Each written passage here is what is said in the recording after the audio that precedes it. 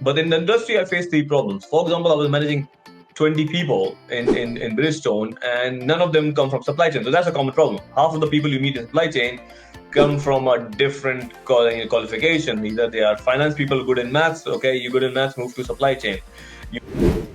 So I thought, okay, why there is no platform like if you want to hire a good lawyer, there's a lawyer platform. If you want to good hire like a HR people, there's a platform. There's a platform for hiring marketer, Upwork and all that, right?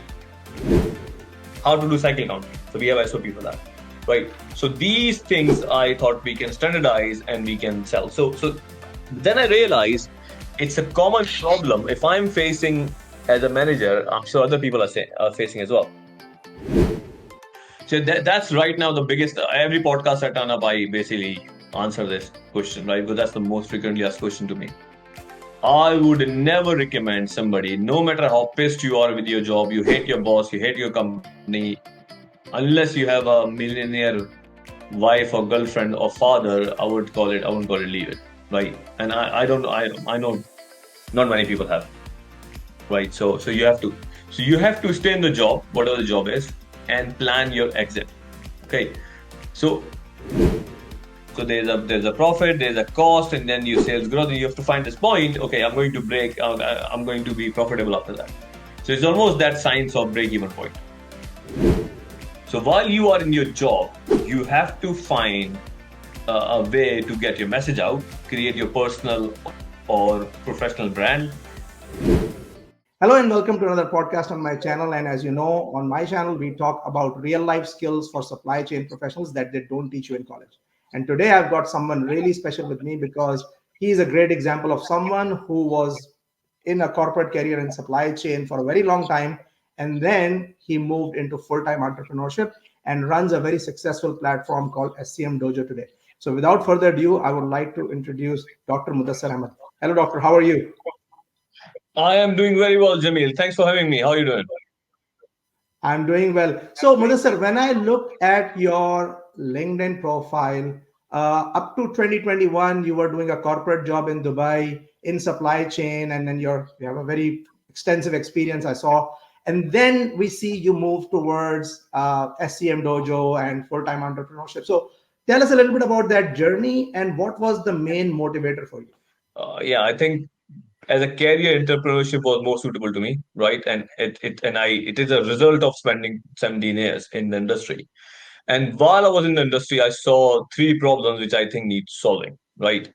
So the quick story goes like this: I did engineering, I did my master's in Sweden, major of production. Then I went to UK as a PhD scholar. Started work for a company, Eaton, and from 2000, I think 8 until 2015, I didn't do much except three things, right? Full-time job as a supply chain professional. I was a demand planner, a materials manager, supply chain manager, export manager, and then my family have young kids, and also did my PhD. After that, I realized I was just too lazy to write research papers, but I had a lot of content to share, especially interesting content to share.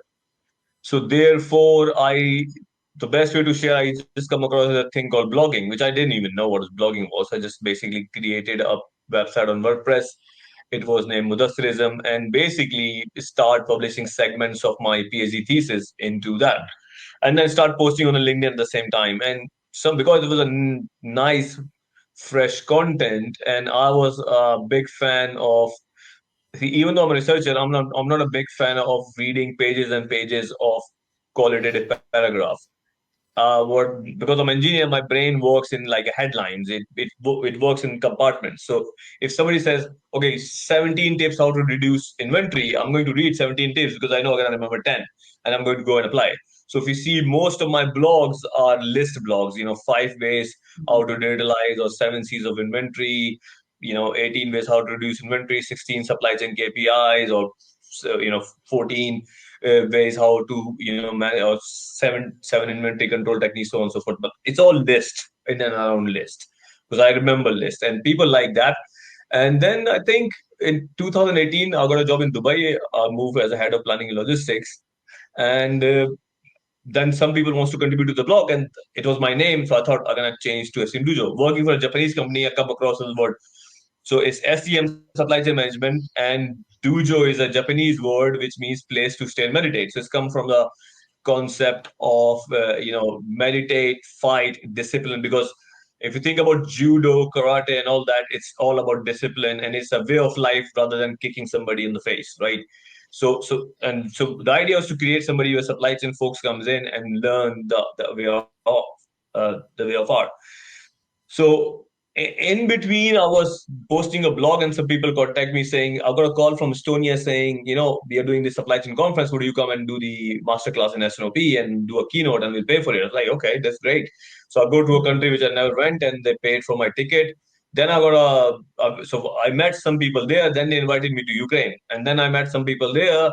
Then they invited me to New York. So one conference to other, you met network of people, and then I realized, okay, people are paying me for the flight and hotel. I don't make any money, but at least they're covering cost. So I thought I'm on to something.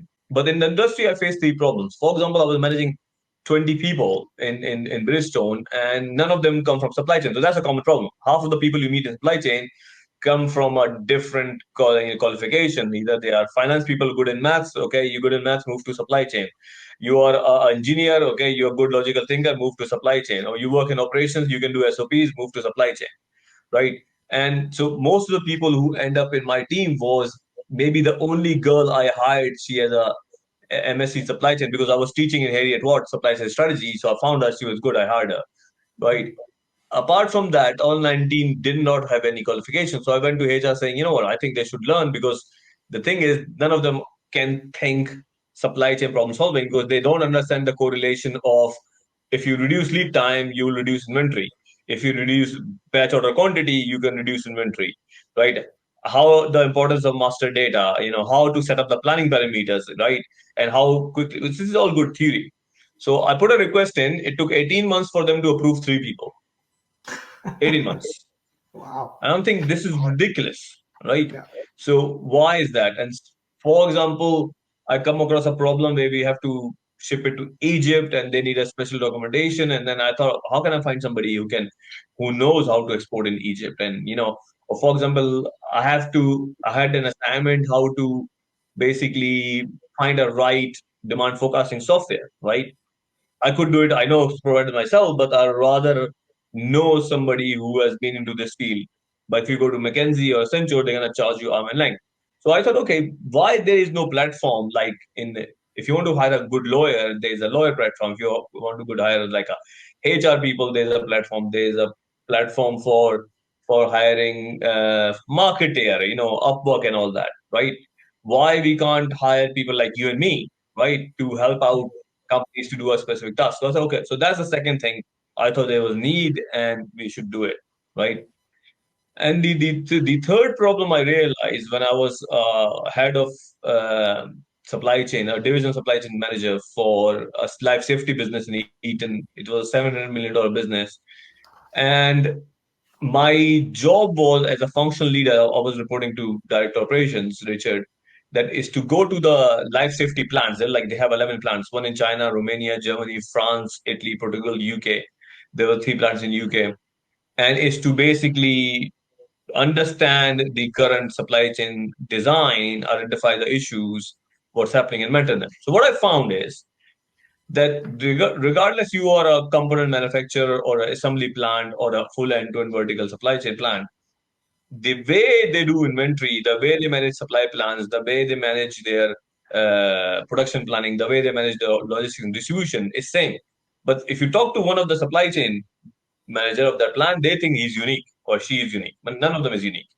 So inventory optimization is same, supply chain KPI is same, procurement KPI is same, logistics SOPs are same, the safety protocols are same, because people, right? And so I saw this opportunity to basically, like, give you example. One of the things I sell is how to manage exchange obsolete. It's a procedure, right? You decide how to manage exchange obsolete. What is exchange obsolete? How to do cycle counting. So we have SOP for that, right? So these things I thought we can standardize and we can sell. So then I realized it's a common problem. If I'm facing as a manager, I'm sure other people are facing as well. Then the good thing what happened is the COVID happened. COVID Mhm. was good for us, right? It brings supply chain. to the forefront, right, of the world. And I started doing coaching and selling my trainings online. So I made, you know, around 15, $20,000 in the 18 months just by selling my coaching consultancy business to startups and Musk and few others. So I thought I'm on to something. So I know the problem. So what is entrepreneurship? Entrepreneurship is basically finding a set of problem or a problem where there's a need in the market and you find a product market fit. Then I start designing SCM Dojo as a platform, SaaS-based platform that, okay, there's a bunch of courses done by expert. I'm one of them. Then there is a best practice we can sell as a package. They can contact expert, they can hire expert. So then the SCM Dojo was born. So the idea was for me to create, I had a startup, I made a product. And what happened with that is it was basically a marketplace for creative services. And what I learned is, and I raised some like small government funding for it. What I learn is it's not going to be successful because to create a marketplace you need a lot of money from both supply side and the demand side. And Fiverr was not famous in 2005, and they were already doing it. 2005? No, 15. Sorry, 2015. So I shut it down and I lose money because I spent like £5,000 in building the whole thing. And I realized I'm not going to raise money and there's already somebody who's better.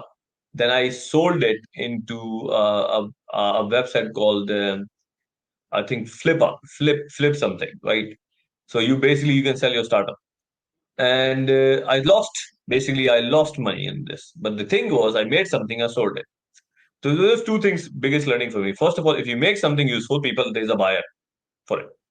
Okay, you're going to lose money, but there's a buyer. The second learning was don't create a startup without knowing your audience and what problem you're solving. That's the crucial part. So I thought, okay, I'm not going to do. I cannot do dancing. I cannot do a hardcore. Let's call it stuff made manufacturing because it takes a lot of money. So I don't have any idea for that. I want to do startups. So I said, okay, I know supply chain, and let's build the audience. So start blogging because when you do blogging and build audience, you get feedback, you get comments, you get some information what they want, what they don't want, give you some suggestions. So it's almost a pull method of knowing what is good, right? So idea was initially side gig where I started. So if somebody doing a side gig, what I would say is create a side gig of something which you are good at, and you think you can provide value, and there is a user for it, right? Do not create something which is not useful because it's just distracting, wasting your time. So in my case, I can help out, hundreds of thousands of people in supply chain, which I'm doing right now still. So I started with the side gig, and then now you can almost sell anything, digital or physical. There's a lot of platforms available. Our common guru and mentor, Hamas Siddiqui, who was just coaching. And I've told him, you know a lot of stuff. Why don't you create an ebook? Why don't you create a checklist of how to optimize your LinkedIn? Why don't you create a course? I mean, they have created a course for us in that way, what happened was he ended up selling through Gumroad, right? So if somebody knows anything digital or worth writing or creating, you can just go to Gumroad, create an account, upload your stuff. They will give you a link, and you just share it. So find a buyer, right? So the thing is, if you're doing a side gig, define is basically a level one of entrepreneurship, right? What are you creating? Is it value creation? Is there a demand for it? Or would somebody find the money to pay for it? If somebody can do that, and you can either be a trader or buying, selling stuff on eBay or in drop shipping, whatever, right? So in all those cases, you need to figure out in terms of how you can help others and they pay you back, right? If they pay you back, then you have a side hustle. And this process will almost act you as an MVP, minimum viable product of your business. Right. And then, what is the biggest challenge that you saw, Muddassir? And then this is a segue into my next part of my question: that if someone wants to do this full time, what are the additional challenges that come along the way? So that's right now the biggest. Every podcast I turn up, I basically answer this question, right? Because that's the most frequently asked question to me. I would never recommend somebody, no matter how pissed you are with your job, you hate your boss, you hate your company, unless you have a millionaire wife or girlfriend or father, I wouldn't call it leave it, right? And I don't, I know not many people have, right? So you have to stay in the job, whatever the job is, and plan your exit. Okay. So I can say the plan your exit is almost like, when we used to be in the school and we used to do this calculation of break even point. So there's a profit, there's a cost, and then your sales growth, and you have to find this point. Okay, I'm going to break. I'm going to be profitable after that. So it's almost that science of break even point. Okay. So first thing you can do is identify. Okay, what are you good at? Where you can provide value, whatever that is. If you're an engineer, you can become a consultant. If you're a designer, can you present your design services? If you're a content creator, can you sell your content? Right? If you are, I don't know, a good trader, you can you do trading. If you are a good coach, can you sell coaching? So while you are in your job, you have to find a way to get your message out, create your personal or professional brand.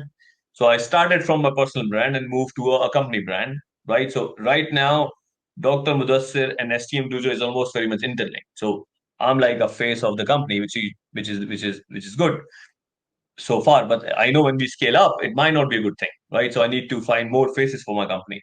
So I know that, but that's a later journey.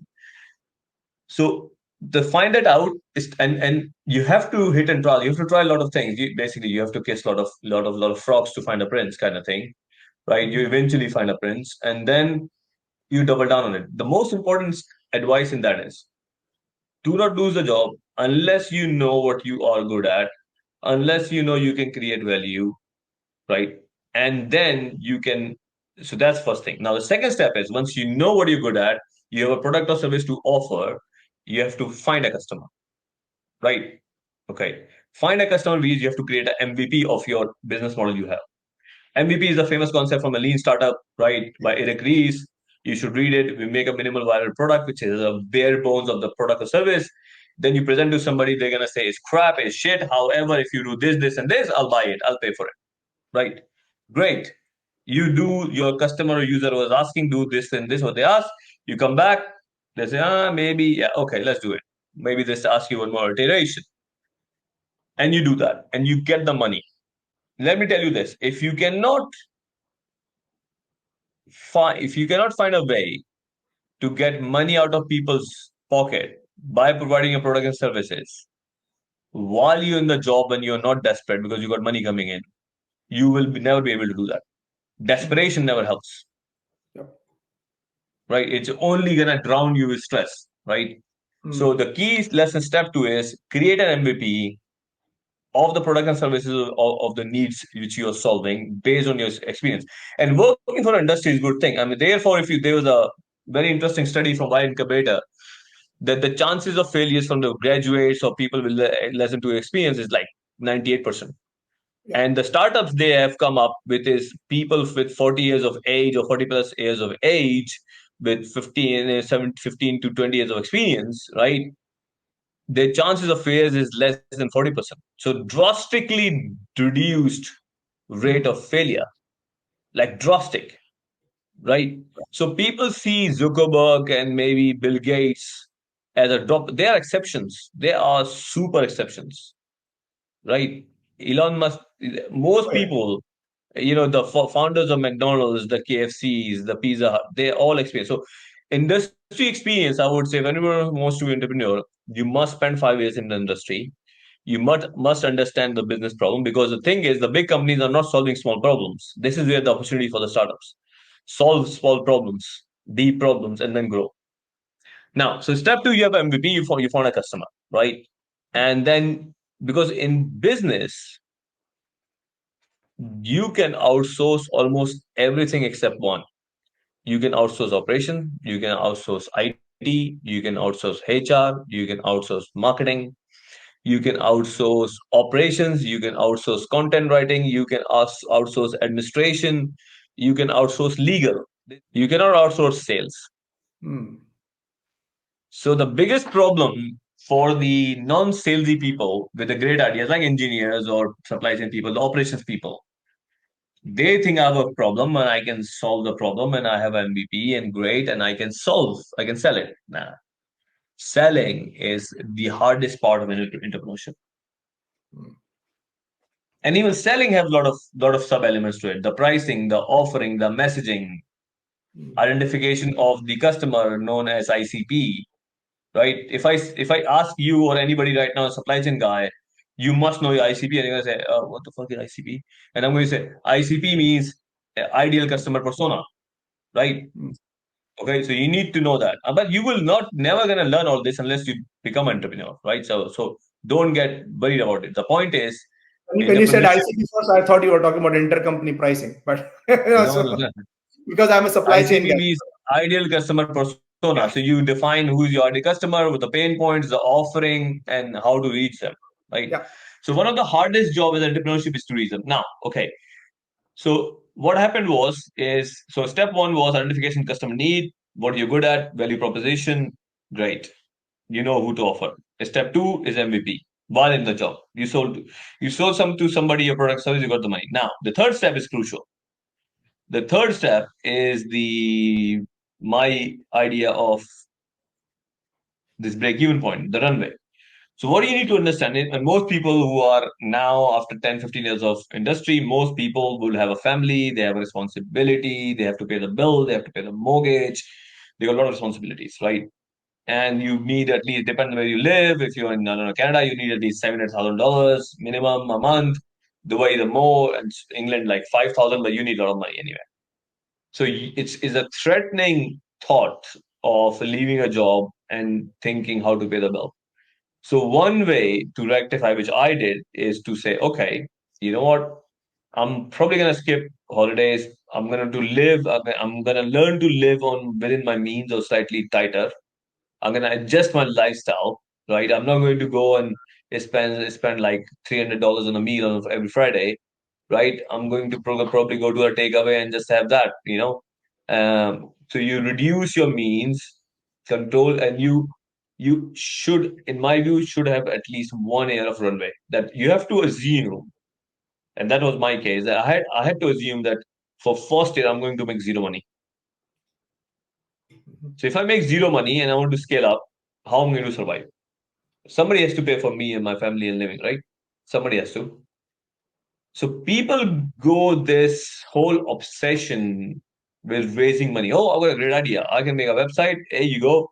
PowerPoint show millions and millions of users, millions of dollars and thousands of users. Yeah, but they're all on PowerPoint, right? Therefore, you talk to 1,000 investors and maybe two are interested and none will pay you actually. Mm, Okay. Unless you have an enormous credibility, which most don't. of course. So in the step three, do your financial calculation because I can tell you this, if you're smart as a person who worked in industry 15, 20 years, which you are, most people are, you will figure out in 1 year how to make money, how to sell it. You will figure out. You just don't know, but you will figure out. Right? So because you can't sell stuff if you're desperate. You just simply can't. Of course. Right? You have to be a consultant, you have to be a calm person to do so. So that's step three. Planning your own break-even point. How much money you need cash in the bank before you jump the ship. And you should not touch that money. That money is for your run rate, right? So if you want to raise money, that money should go to business, not your family. Or you should not use the money which you put aside for the 1 year runway for your bills, mortgage, and everything. Right. So that worked out better for me, right? And then the step four. Entrepreneurship is all about three things, in my view. The number one is product market fit. What is the market you're serving? What is the product you're serving? Can you prove to investors you have it, right? That you have evidence. So you need to have evidence. You can't. It's very difficult now to get money in PowerPoint. It's very difficult now, right? If you have evidence, it's great. Then the third thing is you take a jump. The fourth step is you take a jump and you do it. You just take a leap of faith and you work on it like with 120% capacity. Do not get distracted. Because once you leave the job, you will realize, oh shit, I can do this, and this, and this. Because you can do anything if you want at that point in time, right? You can do three startups if you want. A lot of people make that mistake. You say, okay, if one doesn't work, I just try the second will work. It's like a gambling, right? Let's buy, three balls, one would work, right? But it's a bad strategy. Yeah, so you focus on one thing, you give 120%, and you go for it. And the third thing is, and the last thing There's apart from actually this a is book called The the One Thing, which talks about this, that the power of focusing on just yeah, one objective. So, one thing. Do one thing well, and then do it. And the last one I would say, find people who believes in your idea. So if you ask to my team, they literally believe on what you're doing. We're creating a value for supply chain community. We are the first platform who put together a training and consulting and the content into one place, and we are only selling at a subscription model of $919 a month. Right? It's a very difficult model. So what we our offering, it does individually exist in two places, right? So you can mhm, buy a training, you can buy a consultant, you can buy a best practice and whatever, but it doesn't exist as a subscription model, how we put together. So that's our USP, mhm. Got right? it. So start again. First is value proposition, what are you good at? Second, MVP, make sure somebody pays you before you even do the third step, which is basically driving the run rate of your own living. And the fourth, take a step, find a product market fit. You find a product market fit, you're good to go. Excellent, excellent. Well, this is fantastic idea, and I think a lot of these are like very basic things, but people don't realize them. So thanks for reiterating like the importance of an MVP, the importance of finding the customer profile, and all of that stuff. Because even when we have worked in the industry for about 15, 20 years, we have very few people have thought as entrepreneurs, right? Because we are you know we almost become someone who is designed to work as a cog in a big ship or in a big system. So thinking like an entrepreneur is very, very important. So thanks for all those great tips, Dr. Muddassir. And then towards the end, I just want to I know you have kind of in bits and pieces already introduced the SCM Dojo platform, but can you just summarize for the audience, like how they Yeah, can benefit from your offering? sure. Thank you. So, in one word, one line, SCM Dojo is a supply chain knowledge and experts platform. I am one of the experts. So, what we are doing or have done already, we have created the biggest academy of supply chain on demand courses. So, you have a procurement topics, which is sourcing, category management, contract management, negotiation, or how to find a supply procurement tech. We have a supply chain pathway, which is inventory management, supply chain planning. We have also inventory, for example, my course on SNOP. We have, basics of supply chain, how to manage warehouse, so on and so forth. And again, we have a logistics track where we talk about, warehouse design, network design, inbound, outbound, so forth. So these tracks have courses in there. Also, we have coupled with the best practices. So each one will have the best practices included and also the ebooks. And it's available on a very simple monthly or annual subscription plan. So it's $99 per month. You can pay, or if you just sign up annually, you'll get 40% discount for $712. You can have access to everything, right?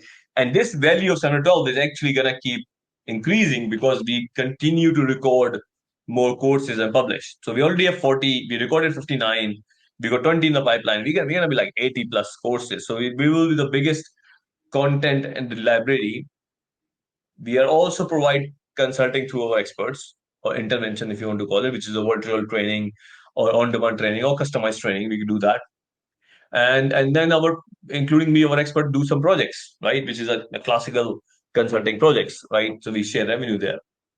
So that's ours. But the academy and the subscription is the main thing which we're trying to push. So request to your listeners, let me even give you a code. If you are subscribing to our STM Dojo monthly or annual subscription, use the code STM here, STM Dojo and 30, and you will get a 30% discount. So the full name and 30, you'll get a discount. So that's what we do, right? From ourselves, our audience, who's our ICP, who's our ideal customer persona, is supply chain director, procurement directors, CPOs, logistics director, and their teams, right? We are serving only supply chain community mainly. But that's our main target. But surprisingly, when you do business, you sometimes don't realize there is a target audience we didn't know. Let me give you an example. One of our second biggest persona is actually tech consultant. And you're thinking, a tech consultant? Like PwC, ERP. So if you think about ERP deployment people, right, who does SAP or do digitalization, they are basically ERP is basically three things, right? Finance, product management, and supply chain. That's the most of the modules, right? So supply chain is the biggest part of the ERP. But what happens is the tech consultants, right, or ERP consultant, less in this example, they struggle to understand the supply chain lingo. So they are our customers mostly to understand what is inbound operations, what is sourcing, how to manage your purchase orders, how to run SOP. So now when they do consulting with their customers, they know what customer is talking about and how they have to customize it. So that is the market I didn't know, and now they are our second biggest revenue stream customers, and most of them are work for big consultancy like PwC and Accenture and McKinsey and people like that. Great. No, once again, thanks a lot for your time, Dr. Muddassir. Really, I think insightful tips for anyone who is aspiring to become a full-time entrepreneur in supply chain or a part-time. So thanks again for your time, and then let's My keep pleasure. talking because my channel is all about supply chain as well. So I'm sure we will have more opportunities to keep talking in the future. Absolutely. Keep up the good work. Thank you.